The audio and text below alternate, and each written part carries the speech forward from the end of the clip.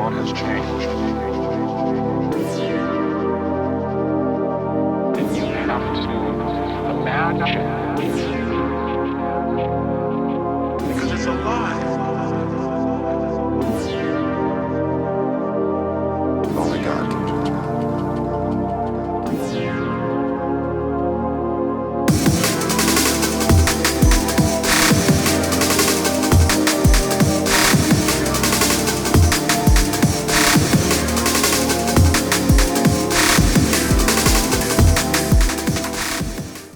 Hello, I'm Hilton and this is my Audi A6 that I'm busy refurbishing. Today I'm going to show you guys how I changed the taillights on the car, because when I bought the car, this taillight over here was cracked and it had moisture inside of it. So I decided to go ahead and just buy two brand new taillight housings. I'm just going to transfer the bulb holders from the car onto the new taillights, and I'm going to show you guys how I do that. So if we take a look at the taillight here, you can see the lens is cracked all around the indicator and reverse light section.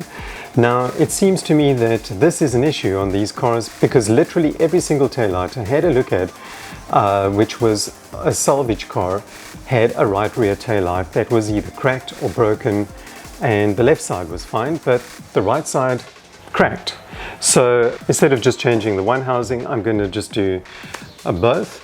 And you can see there is some moisture in the side over here where it's discolored, and the foil that's inside the reflector or whatever has worn off.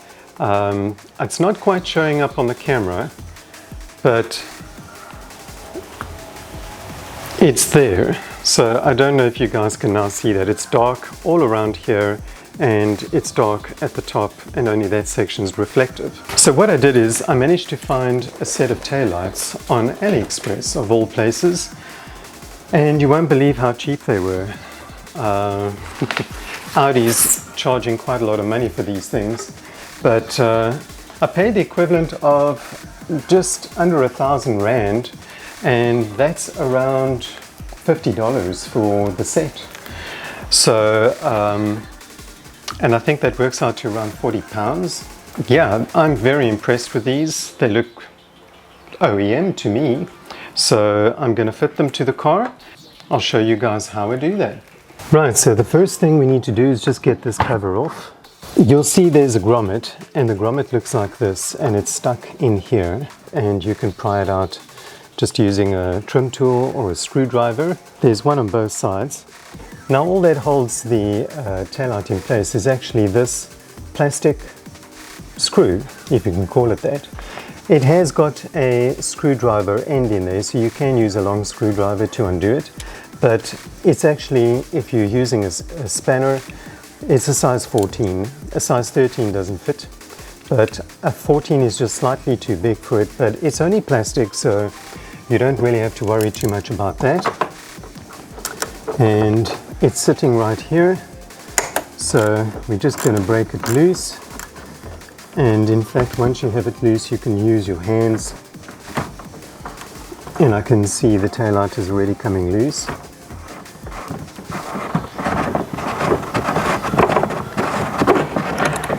Just keep going until you feel it's come off, and if you can, try and pry it out, because if it falls behind your carpet, you're going to have to remove the whole carpet to get to it again. Now there are two locating pins on this side over here, and I'll just show you on the new taillight. These pins over there lock in to the body of the car, so you just need to pull from this side and unlock the pins on the edge. It helps if you have one of these trim tools that you can just wedge in the end over here, and it's pretty pliable, so it will allow you to get it off with a lot of noise. So now I'm just going to unclip the bulb housing from the taillight.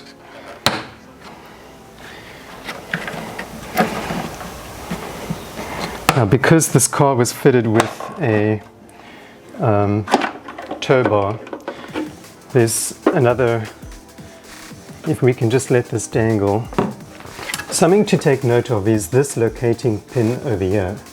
So I need to make sure that I screw down the new taillight locating pin all the way down to here to ensure that it lines up pretty nicely and flush with the bodywork of the car, because this is an adjusting screw, and what it does is the more you adjust it, it'll push the taillight away from the body or bring it more in towards the body. So just take note of that and adjust your new taillight to be the same. So I've adjusted my screw to be more or less in the position where the old taillight was, and I'm just going to do a fitment test and fit it to the car. So before I do that, I'm just going to put my bulb housing back in and line it up with the bulbs, and that's a very satisfying click. Make sure they're all clipped in properly. This one isn't. There we go. And let's just do a fitment test to see if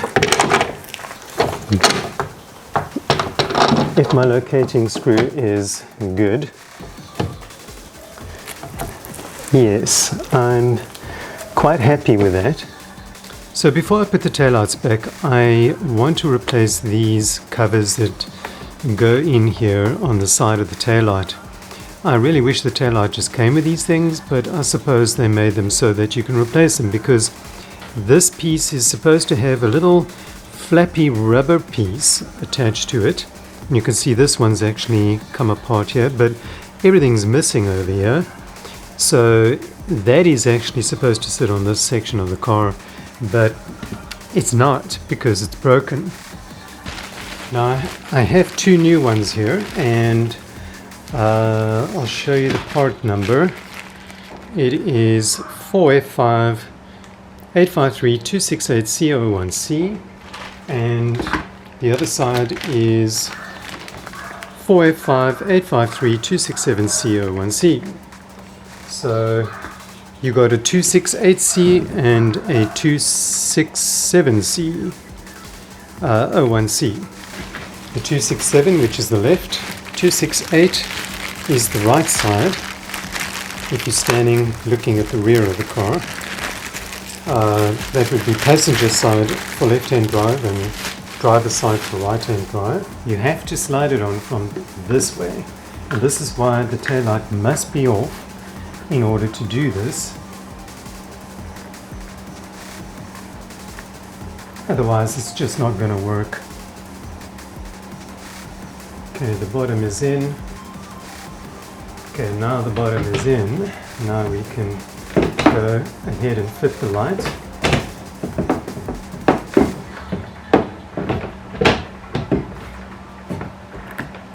Just make sure it lines up.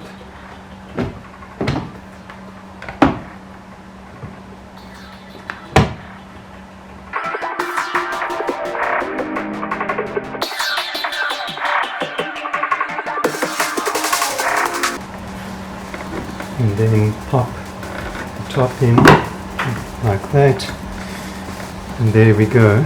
Now the easiest way to get this back on the car is to just stick it in your tool and line it up, and righty-tighty to tighten it up, and do it by hand at first because it is plastic, and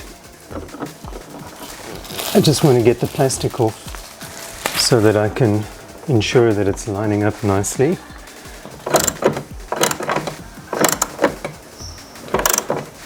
Just tighten it until you feel resistance and let go. It's good enough. Now I'm just going to do this light and then we're done. Now this one has 1, 2, 3, 4, 5, 6, 7. This is a 7-pin plug that's on this car because it has rear fog lights.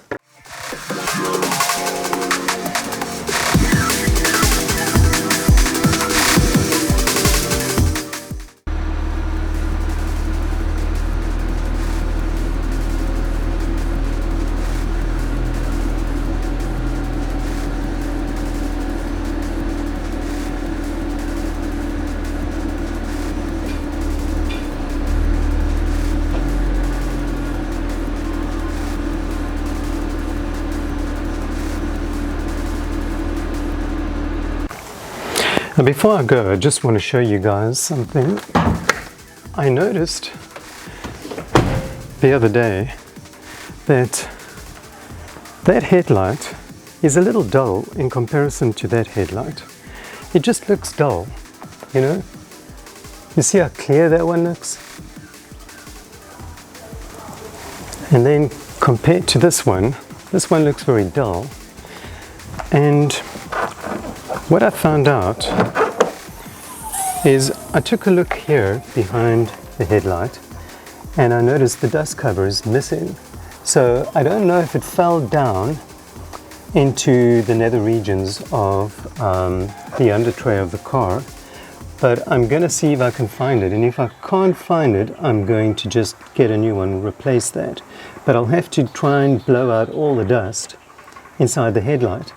Now the only way to actually get this headlight out is to take the entire bumper off the car, and that's not something I want to do right now, just yet, because I am looking at maybe replacing these headlights with Audi TT style headlights.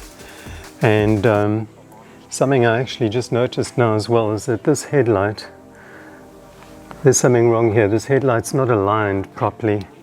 There's a massive gap here on the bumper, so the alignment's not very good.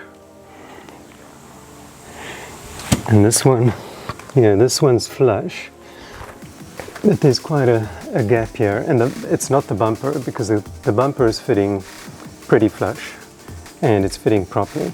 So I think this headlight has either been replaced at some point or it's been removed from the car, and they didn't make sure that it was properly aligned before they tightened it up.